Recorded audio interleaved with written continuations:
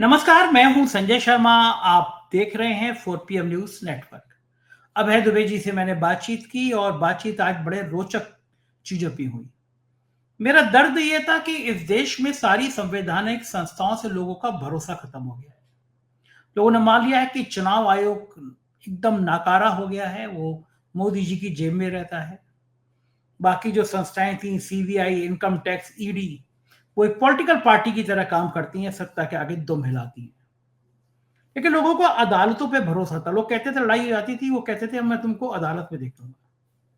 लेकिन न्यायपालिका का क्या हाल हो गया? कोई सोचता नहीं था कि भ्रष्टाचार का यह आलम हो जाएगा, ऐसे ऐसे नमूने जज हो जाएंगे।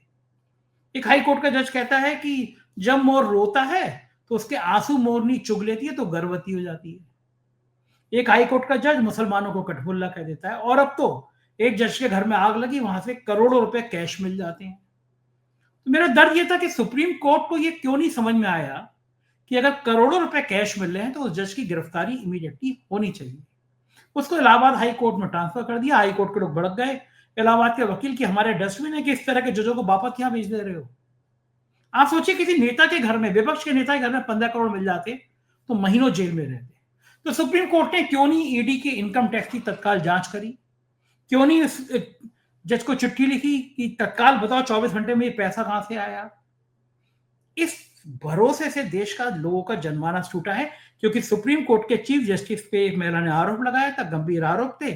जज साहब डर गए, जो बीजेपी चाहती थी वो फैसले हुए और जज साहब राज्यसभा भेज दिए गए। चंद्रचूड़ साहब के आखिरी दौर में गणेश जी की आरती करने मोदी जी पहुंच गए। तो जो अदालतों में भरोसा था, अगर वो टूट जाएगा तो देश कहां जाएगा? मैंने अभय दुबे जी से ये बड़े तीखे सवाल पूछे और बहुत जबरदस्त उन्होंने जवाब दिए। ये बातचीत आज के एपिसोड में देखेंगे। मैंने पूछा कि कानून सबके लिए बराबर है, मेरे लिए भी है, आप दर्शकों के लिए भी जैसा है। राष्ट्रगान पे 3 साल की सजा का प्राविधान है। नीतीश कुमार ने सार्वजनिक रूप से राष्ट्रगान का अपमान किया। राष्ट्रगान बज रहा है, वो बातें कर रहे हैं, इशारे कर रहे हैं। तो नीतीश कुमार के बचेंगे। और क्या भारतीय जनता पार्टी जानबूझ के इसको प्रचारित करा रही जैसे नीतीश कुमार को निपटाया जा सके? क्या बक्स वोट के खेल के पीछे नीतीश और नायडू को ठिकाने लगा के उनकी पार्टी को तोड़ने की साजिश है?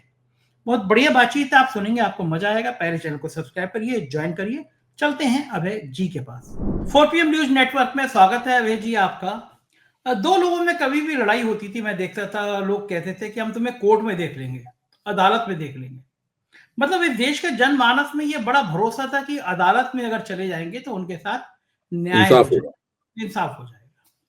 धीरे धीरे मैंने खुद देखा कि मैं पान मसाला, कोविड टाइम में पान मसाला पहले बंद किया यूपी सरकार ने। जब 50 केस आ रहे थे, हजारों केस आने लगे तो खुल गया। तो मुझे बड़ा बुरा लगा। मैंने नोटिस दिया कि भाई थूकने से कोरोना फैल रहा है, आप पान मसाला अनुमति दे रहे हो। पान मसाला हुँ, जो खाएगा वो थूकेगा, लोग मर रहे हैं। तो मुझे हुँ, पता ना कि बहुत लंबा रैकेट था वो पान मसाला वालों को। तो मैंने नोटिस दिया, फिर मैं हाई कोर्ट में इलाहाबाद में गया। मैंने कहा कि पीआईएल करी जाए। तो जब मैं मिला, मेरे को बहुत कोर्ट का अनुभव नहीं था, तो वहां के वकील या बाकी लोग जो थे वो लोग, वो ये देखो कि बेंच किसकी है, फिर उसका कोई भतीजा हो, उसका कोई बेटा हो, उसको कर लो। फिर ये धारणा मैंने बाद में, चूंकि बहुत संपर्क में आया, हमारे मोहम्मद हैदर जी वकील साहब हैं, दोस्त हैं हमारे। फिर उनके संपर्क में आने वाले और वकीलों से मिला, तो ये धारणा है रहे कि हाई कोर्ट में, सुप्रीम कोर्ट में जो जज हैं उनका बेटा हो, भतीजा हो, भाई हो, उसको वकील कर लो तो काम हो जाएगा। फिर और आगे बड़ा मामला, सुप्रीम कोर्ट के एक जज साहब के लिए एक महिला ने शिकायत करी।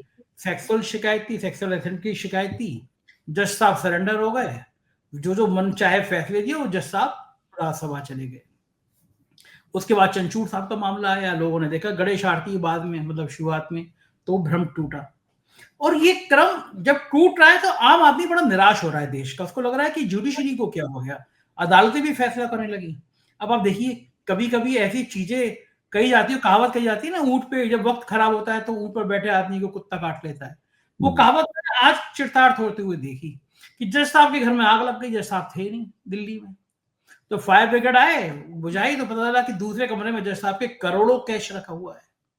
हुँ, और सुप्रीम कोर्ट ने उनको तुरंत इलाहाबाद हाई कोर्ट ट्रांसफर कर दिया। इलाहाबाद हाई कोर्ट के वकील कह रहे हैं कोई डस्टबिन है क्या कि ऐसा एक जज हमारे यहाँ भेज दे रहे हो? उसी इलाहाबाद हाई कोर्ट में एक जज है जिसने मुसलमानों को कठमुल्ला कह दिया था। आज तक वो जज है। इस सिस्टम के इस तरह सड़ जाने से, इस सिस्टम के इस तरह खराब हो जाने से भारत के जनमानस में क्या उम्मीद रहेगी? और जिन जज साहब के करोड़ों रुपए मिले हैं, मुझे आज शाम को किसी वकील ने बताया, यही वही है कि जब कांग्रेस ने किया था कि इनकम टैक्स वाले मामले में, तो यही जज साहब थे जिन्होंने कांग्रेस की याचिका खारिज कर दी थी। अब पता चल रहा है कि करोड़ों रुपए कहां से आए होंगे। लेकिन बड़ा खतरनाक बात यह है कि सिस्टम से अगर भरोसा, चुनाव आयोग से भरोसा टूट गया लोगों का, पॉलिटिकल पार्टी से, सिस्टम से भरोसा टूट गया, अब जुडिशरी में भी दिख रहा है भाई जी, कितने खतरनाक संकेत हैं ये भारत के लोकतंत्र के लिए। संजय जी, जब मैंने पत्रकारिता की शुरुआत की थी तो शुरुआत के दौर में ही एक व्यक्ति ने मेरे ऊपर डिफेमेशन का, मानहानि का मुकदमा कर दिया। अच्छा। मेरी उम्र काफी कम थी, तो मैं पिताजी के तहत पत्रकारिता सीखता था, तो मैंने अपने पिताजी से कहा कि ये तो मुकदमा हो गया। तो हंस के बोले, कोई बात नहीं, पत्रकारों पर मुकदमे होते ही रहते हैं, जाओ, इससे भी तुम्हें अनुभव होगा। तो मैंने वहां पर स्थानीय अदालत में, सीजेएम की अदालत में, जहां मुकदमा किया गया था, वहां जाना शुरू कर दिया। तो वहां मैंने अपनी आंखों से देखा कि जो जज का जो पेशकार होता है वो दिन भर पैसे लेता है। ये पुरानी बात मैं कर रहा हूं, और जज के सामने जज बैठा हुआ है, दिन भर वो 20-25 रुपए, उन दोनों रिश्वत पेशकार को जो मिलती थी तारीख देने के लिए, वो 15 से लेके 15-20 रुपए की रिश्वत थी, लेकिन पूरे दिन होता था काम ये। और जज साहब का दोपहर की जो चाय पानी होती थी, जो उनका एक विस्तृत और जबरदस्त किस्म का हाई टी टाइप नाश्ता होता था, वो उसी पैसे से होता था। अच्छा, तो मेरे ऊपर ये छवि पड़ी। मैं तो बिल्कुल शुरुआती दौर में था, उम्र भी कम थी, समझ रहा था हर चीज को, दुनियादारी सीख रहा था, पत्रकारिता सीख रहा था, लिखना पढ़ना बोलना सीख रहा था। तो मैंने देखा कि न्यायपालिका जो है, उस न्यायपालिका में मुंसिफ के सामने, मजिस्ट्रेट को मुंसिफ कहते हैं, मुंसिफ के सामने उसका पेशकार जो है वो रिश्वत ले रहा है। सब लोग खड़े हुए, वहां पुलिस वाले भी मौजूद हैं, हर अदालत में पुलिस वाला भी मौजूद होता है, पुलिस भी मौजूद है। यानी पूरी की पूरी न्याय प्रणाली जो है, ये मैं बिल्कुल लोअर जुडिशरी की बात कर रहा हूं, निचली अदालतों की बातचीत कर रहा हूं। सीजीएम की उसमें अच्छी हैसियत होती है निचली अदालतों में, चीफ जुडिशियल मजिस्ट्रेट उसको बोलते हैं, मुख्य न्यायिक अधिकारी। हाँ, तो वो पूरी की पूरी रिश्वत के ऊपर खड़ी हुई है। अच्छा, इसके बाद छवि ये बनती है कि ये निचली अदालतों में तो रिश्वत है, लेकिन हाई कोर्ट या सेशंस जज में नहीं होगी रिश्वत। फिर एक सेशन जज, एक मुकदमा सेशन जज तक गया, तो वहां भी जाने का मौका मिला, वहां भी इसी तरीके से पेशकार डिस्ट्रिक्ट जज के यहां भी रिश्वत ले रहा था, जिला जज के यहां भी रिश्वत ले रहा था पेशकार। अच्छा, उसके बाद जब थोड़े से बड़े हुए और तमाम सारे वकीलों से जिनके साथ कुछ निजी रिश्ते थे, पारिवारिक रिश्ते भी थे, उनके यहाँ जाना आना शुरू हुआ, तब ये पता चला कि जो आप कह रहे हैं कि किसी एक खास वकील को अगर आप कर लें, एक खास वकील के मुवक्किल बन जाएं, तो कुछ खास जजों से फैसले निकलवाना या जमानतों का फैसला निकलवाना आसान हो जाता है। जाहिर है कि उन वकील साहब की जज के साथ में पूरा एक रफ्त जब्त होगा, पूरा चैनल खुला हुआ होगा। तो आप इससे अंदाजा लगा सकते, सब बातें कही नहीं जाती थी, लेकिन इससे सब लोग अंदाजा लगाते थे कि ये सब कैसे हो रहा होगा। अच्छा, फिर मुझे लगा कि ये सब यहां तक हो रहा होगा, जिला स्तर की कचहरी तक, हाई कोर्ट में नहीं हुआ होगा। अच्छा, अब आप देखिए, ये जज साहब जिनकी यहाँ 15 करोड़ रुपया निकला है एक कमरे में, वो हाई कोर्ट के जज। आपने बहुत सारे सुप्रीम कोर्ट के जजों के उदाहरण तो हमारे सामने दे ही दिए अभी। इसका सीधा मतलब यह है कि भारत की न्यायपालिका को बहुत बड़े पैमाने पर सुधारों की आवश्यकता है। जनता का न्यायपालिका में भरोसा टूट चुका है, केवल मजबूरी में उसे न्यायपालिका में जाना ही पड़ता है, क्योंकि उसके बिना काम नहीं चल सकता। पूरी दलाली है, सब पूरी तरह से रैकेट चल रहे हैं। जातियों के अपने जज होते हैं, जातियों के वकील होते हैं, उसके बाद में जातिवाद से ऊपर उठकर फिर पैसे का पूरा लेन देन होता है बहुत बड़े पैमाने पर। और मैं तो ये मानता हूं कि इसमें करोड़ों रुपयों के वारे न्यारे होते हैं। केवल इन चीजों के प्रमाण नहीं थे, ये प्रमाण भी मिल गया, करोड़ों रुपए मिले हैं सर। जो सामने पेशकार रिश्वत लेता है उसको तो प्रमाण मानते ही नहीं थे। हाँ, उसको तो माना जाता था कि तो हक ले रहा है भाई, चाय पानी ले रहा है, जेब खर्च निकाल रहा है, यही मानते थे।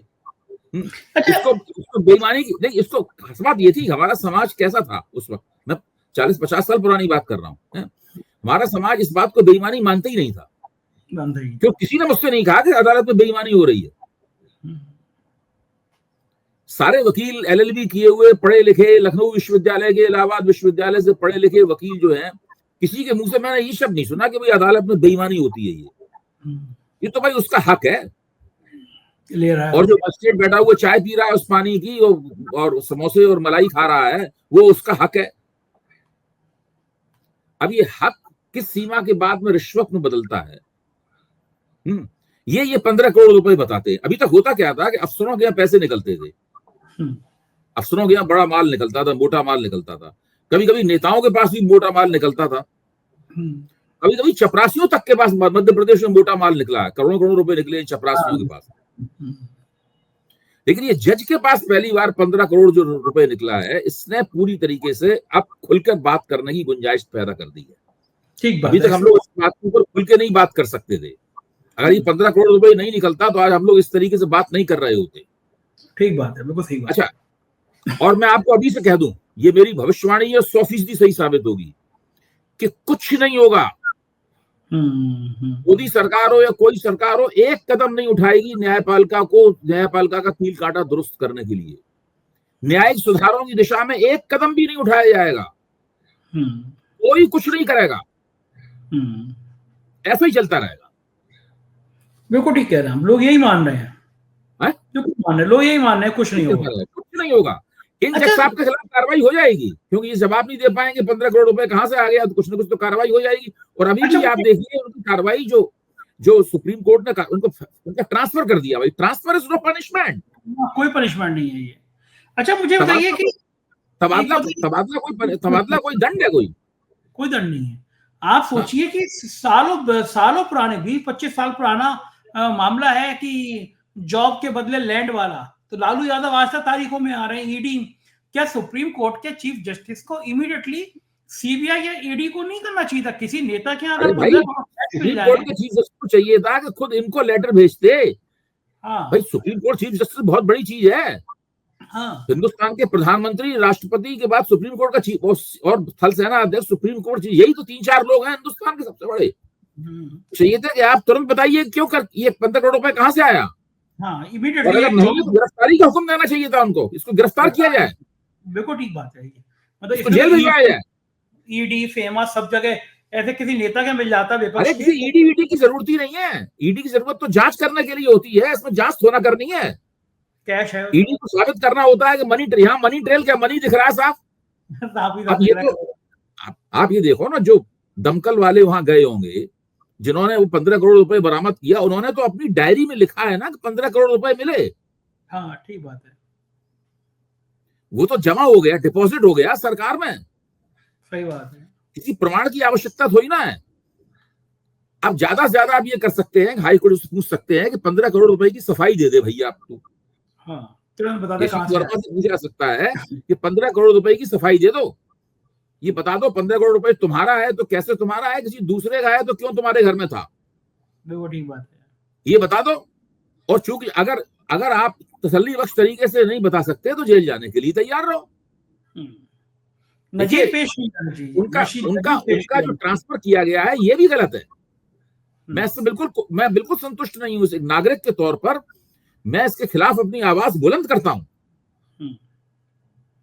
बिल्कुल ठीक बात है, ये कोई मुद्दा तो नहीं आपने सिर्फ ट्रांसफर कर दिया, गिरफ्तारी क्यों नहीं हुई?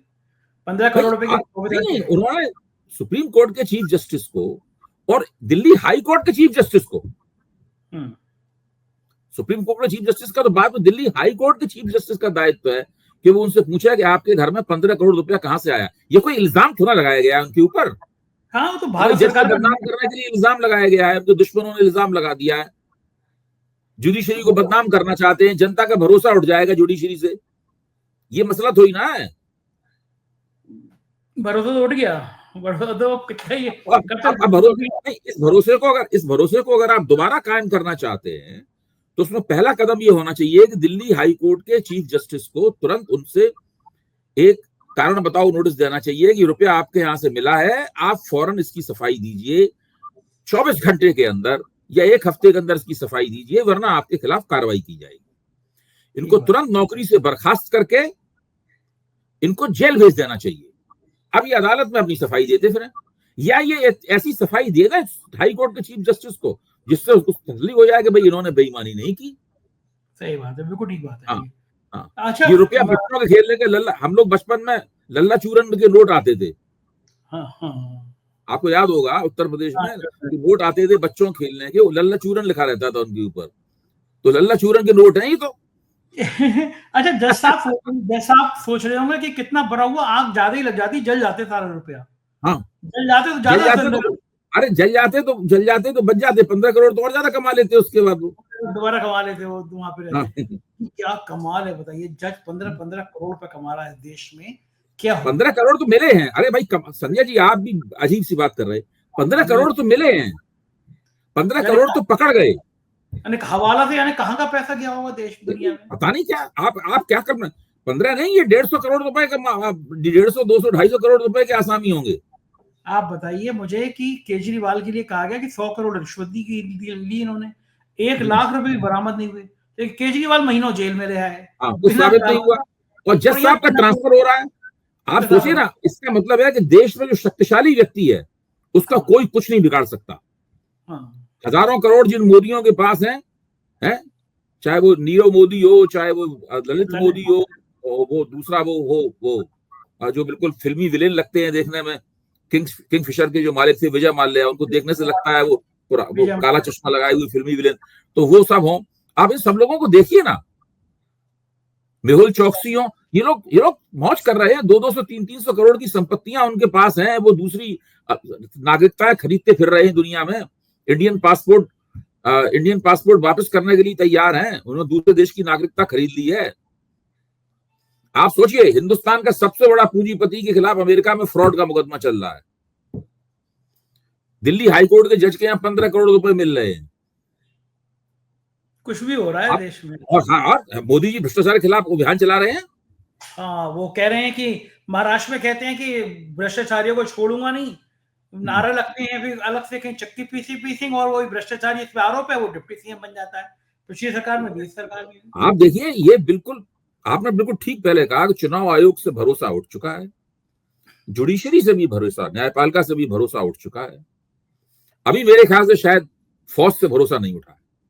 मैं ये मानता हूँ, फौज का सम्मान है। फौज से भरोसा नहीं। कैसे होगा देश में, आम आदमी के मन में कितनी निराशा आ जाएगी सब चीजें देखकर, क्या लगे आपने कभी, अच्छा आपके नेता लोग मित्र, आप इतना बड़ा न्यूज प्लेटफॉर्म चलाते हैं 4 PM, आपके निश्चित रूप से कई नेताओं से मित्रता होगी, मैं मान के चलता हूँ। निजी बातचीत भी होती होगी, कभी चाय कॉफी साथ में पीते होंगे, तब निजी बातचीत भी होती होगी। मेरी भी बहुत नेताओं से मित्रता है, निजी बातचीत वगैरह भी होती है। किसी नेता को जनता की कोई परवाह नहीं।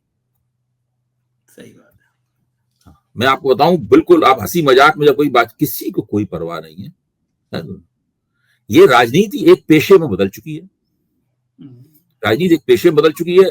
अगर देखिए, हिंदुस्तान में किन चीजों में सबसे ज्यादा पैसा है? पॉलिटिक्स में सबसे ज्यादा पैसा है, फिल्मों में सबसे ज्यादा पैसा है, स्पोर्ट्स में सबसे ज्यादा पैसा है, बिजनेस में सबसे ज्यादा पैसा है, और फिर अपराधों में सबसे ज्यादा पैसा है। 5 चीजें हैं जिनके अंदर अनाप शनाप पैसा है। एक चीज छोड़ दिया आपने, बाबा बनने में बड़ा 6 चीज। हाँ, बाबा बनने, वो भी बड़ा बढ़िया। आजकल वो जग्गी वासुदेव वाला मामला चल रहा है, श्याम मीरा का, आपने देखा ही होगा। बड़ा बढ़िया, बाबा बनने में बड़ा बढ़िया मामला चल रहा है, बड़ा बहुत पैसा। चलिए जज साहब से जरा, कोई आपको कुछ नहीं कर सकता, आप कुछ भी करते रहिए। जज साहब से हटके जरा राजनीति की बातें करते हैं। नियम कायदा संविधान सबके लिए एक है, जो मेरे लिए भी एक है, प्रधानमंत्री के लिए भी एक है। राष्ट्रगान का अपमान, 3 साल की सजा मेरे लिए भी, अगर मैं अपमान करूंगा आपके लिए भी है। अब तो एविडेंस है कि नीतीश कुमार राष्ट्रगान चल रहा है और वो कुछ का कुछ बोले जा रहे हैं, वहां पे लोग उनको इशारा भी कर रहे हैं कि वो बोल रहे हैं, सीधा सीधा राष्ट्रगान का अपमान है। 2 सवाल है मेरे आपसे कि ये कानून नीतीश कुमार पे लागू क्यों नहीं होता सजा का, नंबर 1 बात। नंबर 2 बात, जो चैनल भक्ति काल के लिए फेमस है कि ये मोदी जी की और अजय शाह के बिना एक खबर नहीं चला सकते, वो नीतीश के इस घटनाक्रम पे एपिसोड कर रहे हैं। तो क्या, दूसरा सवाल मेरा ये है कि क्या अब बीजेपी या मोदी जी चाहते हैं कि नीतीश की बदनामी हो, नीतीश किनारे किए जाएं और बीजेपी बिहार में मजबूत हो? खेल क्या है इस नीतीश कांड के पीछे? खेल ये है कि नीतीश जो सबकी मजबूरी थे, अब उस मजबूरी की मजबूती कम हो रही है। ये मजबूरी की मजबूती कम हो रही है। भारतीय जनता पार्टी इसको लेकर प्रसन्न है, वो खुश है। अभी चुनाव में 6 महीने से ऊपर की देरी है। अगर नीतीश कुमार की वास्तव में तबीयत खराब है, जैसा कि आज एक एनडीए के सहयोगी दल के प्रवक्ता ने साफ तौर पे कह भी दिया, मेरे साथ ही बहस में चर्चा करते हुए कह दिया, और ये भी कह दिया कि अल्जाइमर की बीमारी शायद उनको हो गई है। ये एक ऐसी बीमारी है जिसमें वो कभी भी रंग दिखाती है और धीरे धीरे करके वो बढ़ती चली जाती है और व्यक्ति की स्मृति का, याददाश्त का, उसके चाक चौकन्ने रहने का क्षय होता चला जाता है। दवाओं से केवल आप उसकी स्पीड, उसकी गति को रोक सकते हैं, गिरावट की गति को रोक सकते हैं, बाकी और कुछ नहीं कर सकते। दुनिया में बड़े बड़े आदमियों को हुई है और वृद्धावस्था की बीमारी है। तो अगर ये हो गया है तो ये और ज्यादा अभी महीने 2 महीने में रंग दिखाएगा। मुझे लगता है कि बीजेपी ने इसकी तैयारी करनी शुरू कर दी है कि नीतीश कुमार को अभी मान लीजिए इस बीमारी अगर और ज्यादा रंग दिखाने लगी।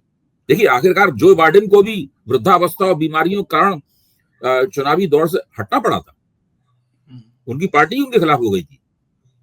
तो जनता दल यूनाइटेड तो उनके खिलाफ नहीं होगा, लेकिन पता चल नीतीश कुमार को भी एहसास हो गया है कि ये सब हो गया है, तो वो अपने लड़के को तैयार कर रहे हैं और भाजपा भी तैयार हो रही है कि भाई बिना नीतीश कुमार के, हो सकता है कि बिना नीतीश कुमार के ही उनको चुनाव लड़ना पड़े। दूसरे एक और चीज नीतीश कुमार के खिलाफ जाती है, वो ये है कि पिछली बार 1.5 महीने पहले सी वोटर ने जो मूड ऑफ द नेशन जो ट्रैकिंग की थी अपनी, उसमें उन्होंने बताया था कि नीतीश कुमार को केवल 18% लोग कह रहे हैं कि ये मुख्यमंत्री पद की पसंद है उसकी, और 45% ज्यादा लोग तेजस्वी यादव को मुख्यमंत्री पद की पसंद बता रहे हैं। 50% लोग कह रहे हैं कि वो सरकार बदलने के लिए तैयार है, सरकार से बहुत वो नाराज है। 22% लोग ये कह रहे हैं कि वो सरकार से नाराज है, लेकिन सरकार बदलेंगे कि नहीं बदलेंगे ये अभी वो सोच रहे हैं इस बारे में। इसका मतलब 72% लोग ऐसे हैं जिनके वोट एनडीए को मिले, इसकी कोई गारंटी नहीं है। इसका मतलब अच्छी खासी एंटी इनकम्बेंसी बिहार में मौजूद है, इसका ये मतलब हुआ। तो बिहार की राजनीति में तो बहुत बड़ा परिवर्तन हो सकता है। लगता है आपको कि अगर बिना नीतीश के बीजेपी गई चुनाव में और 3 मोर्चे पे लड़े, लालू अलग लड़े, तेजस्वी अलग लड़े, नीतीश अलग लड़े, बीजेपी अलग लड़े, तो बिहार का घटनाक्रम क्या हो सकता है? नहीं, देखिए, मैं ये मानता हूं कि नीतीश कुमार अगर मैदान से हटते हैं, मंच से हटते हैं, तो उनकी जगह उनके लड़के को बैठाया जाएगा, क्योंकि इतनी जल्दी वो नीतीश कुमार का जो जनाधार है वो बीजेपी में ट्रांसफर नहीं होगा, वो बिखर जाएगा। वो कोई नहीं चाहेगा, ना बीजेपी चाहेगी, ना नीतीश कुमार चाहेंगे, जनता दल यूनाइटेड चाहेगा। तो अभी सब लोग इंतजार कर रहे हैं कि नीतीश कुमार का स्वास्थ्य किधर जाता है। देखिए, मुझे याद पड़ता है कि 2015 में मेरी नीतीश कुमार के साथ केसी त्यागी घर पे मुलाकात हुई थी। तब मैंने उनसे बातचीत की, तब वो लालू यादव के साथ गठजोड़ बनाकर बीजेपी का मुकाबला कर रहे थे। उस वक्त मेरे ऊपर उनका छवि ये पड़ी थी कि ये बहुत ही कसे हुए व्यक्तित्व के आदमी हैं, सधी हुई वाणी में बोलते हैं, बहुत सोच समझ के बोलते हैं, गंभीर आदमी। अच्छी छवि लेके मैं वहां से आया था। लेकिन अभी पिछले करीब 3-4 महीनों से जो हो रहा है उससे तो लगता ही है कि कुछ ना कुछ जरूर गंभीर गड़बड़ है। जिस तरह वो लोगों के पैर छूने, आप रविशंकर प्रसाद के पैर छूने लगे, अशोक चौधरी गए तो उनके पिता की तस्वीर पे फूल डालने की बजाय अशोक चौधरी के ऊपर ही फूल फेंकने लगे। तो कुछ का कुछ कर रहे हैं, कभी नरेंद्र मोदी की पैर छूते हैं, कभी उनकी उंगलियां देखने लगते हैं। तो ऐसी स्थिति है कि कुछ है, समस्या है। क्या समस्या है, मैं कोई डॉक्टर नहीं हूं, मैं नहीं कह सकता क्या समस्या है, लेकिन निश्चित रूप से कुछ ऐसा घटित हो रहा है उनके साथ में जो दुर्भाग्यपूर्ण है और उनके राजनीतिक जीवन को समाप्त कर सकता है। तो जब वो राजनीतिक जीवन समाप्त होंगे तो शून्य बनेगा। उस शून्य को भरने के लिए भाजपा की तरफ से भी तैयारी हो रही होगी, राष्ट्रीय जनता दल की तरफ से भी तैयारी हो रही होगी। मेरा मानना है वो लोग भी, लालू और तेजस्वी भी सोच रहे होंगे क्या किया जाए, क्योंकि जनता दल यूनाइटेड की तरफ से भी तैयारी हो रही होगी। बिहार की राजनीति में नीतीश कुमार के हटने पे क्या होगा, कैसे सब लोग अपनी अपनी राजनीति करेंगे। अभी तो 20 साल से तो उन्हीं के इर्द गिर्द सारी राजनीति हो रही है। 20 साल कम नहीं होते हैं, लोगों को नीतीश कुमार की आदत पड़ चुकी है भाई। 20 साल क्या होती है, 20 साल में पूरी जिंदगी गुजर जाती है, पूरी जिंदगी गुजर जाती है। हाँ, तो सब लोग सोच रहे होंगे कि इनकी जगह आएगी तो कौन कैसे भरी जाएगी उसकी जगह। देखिए, मुख्य तौर पर 2 बड़े अंतर्विरोध हैं, मैं आपके सामने स्पष्ट कर दूं, जिन पे हम लोगों को निगाह रखनी चाहिए।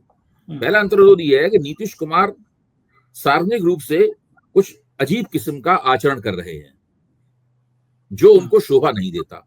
जिससे उनकी छवि गिर रही है। लेकिन वो राजनीतिक सौदेबाजी का जहां तक सवाल होता है उसमें कोई गफलत नहीं कर रहे हैं, वो कामयाब हैं। एक तरह से राजनीतिक चुनावी प्रदर्शन उनका लोकसभा चुनाव में अच्छा रहा है, उनका बहुत अच्छा रहा है। हाँ। ये एक अंतर्विरोध है। मतलब दूसरा अंतर्विरोध ये है कि एनडीए का जो सामाजिक गठजोड़ है वो बड़ा मजबूत लगता है, लेकिन नीतीश सरकार के खिलाफ जबरदस्त एंटी इनकम्बेंसी दिखाई पड़ रही है। दूसरा अंतर्विरोध ये है। तो आगे हम लोग इन्हीं दो धुरियों के ऊपर विश्लेषण अपना जारी रखते हैं। एक चीज और मुझे समझ में नहीं आती कि नीतीश कुमार, बीजेपी एक लंबा खेल कर रही है और चंद्रबाबू नायडू और नीतीश दोनों के साथ कर रही है। वक्फ बिल अगर आता है और पास कराने की बात अगर आ जाती है तो नीतीश के पास भी मुस्लिम वोट करते हैं। ऐसा नहीं है कि नीतीश को मुसलमान वोट नहीं करते हैं। हाँ, नीतीश को भी मुसलमान बहुत कम एक जमाने में बहुत करते थे, लेकिन धीरे धीरे कम हो गया काफी। तो अब लगता है कि नीतीश के पास से वो सारा मुसलमान वोट शिफ्ट हो जाएगा तेजस्वी के लिए। अगर मुझे लगता है उधर जाएगा सारा उधर उसका वो ध्रुवीकरण होगा।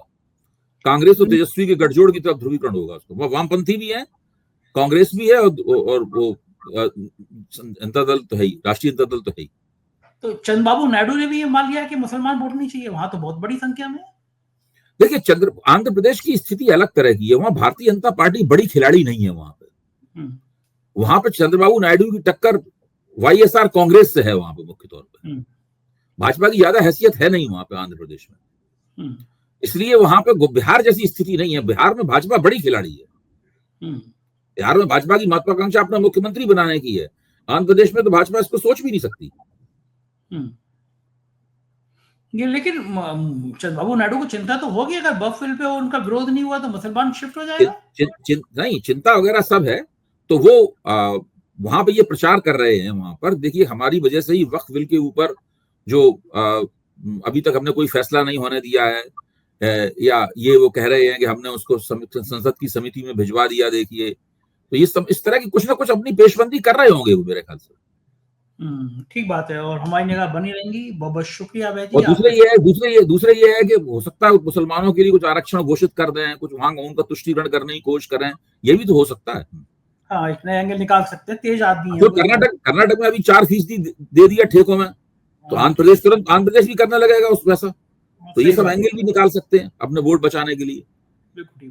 उसमें भाजपा की मुश्किल हो जाएगी जब उनका एलआई ये करेगा। भाजपा की मुश्किल हो जाएगी, क्योंकि वहां पे आंध्र प्रदेश में तो भाजपा के तमाम विधायक 6 महीने के लिए निलंबित कर दिए गए।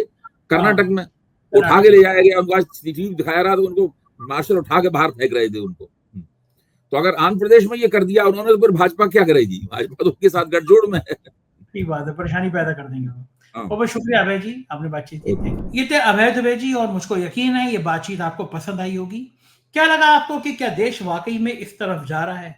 मुझे अपनी राय से जरूर अवगत कराइएगा। शुक्रिया, थैंक यू।